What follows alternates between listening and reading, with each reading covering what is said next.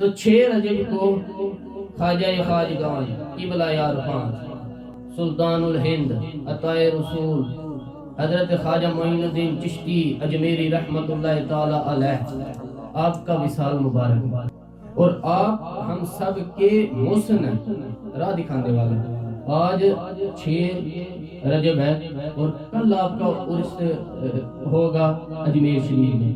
800 سال سے زیادہ عرصہ گزر گیا، آپ کو دنیا سے پردہ فرمائے ہوئے، لیکن ذکر تر و تازہ ہے۔ ہمارے ہاں تو اکثر لوگوں کو یہی نہیں پتا کہ ان کے پردادے کی قبر کس جگہ پہ ہے۔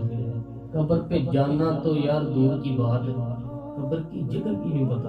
اور 800 سال پہلے کوئی آدمی بتائے کہ میرے شجرہ نسل میں جو فلاں بزرگ تھے ان کی قبر کہاں ہے، لوگوں کو پتہ ہی نہیں۔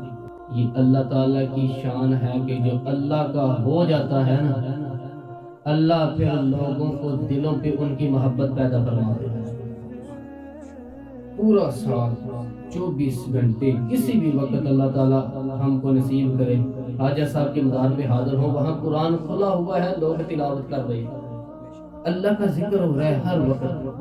فَاذْكُرُونِي أَذْكُرْكُمْ، تم میرا ذکر کرو میں تمہارا ذکر کروں گا۔ ان اہل اللہ نے اپنی زندگیوں میں اللہ کا ذکر کیا، آج ان کے مزارات پہ اللہ کا ذکر ہو ہے۔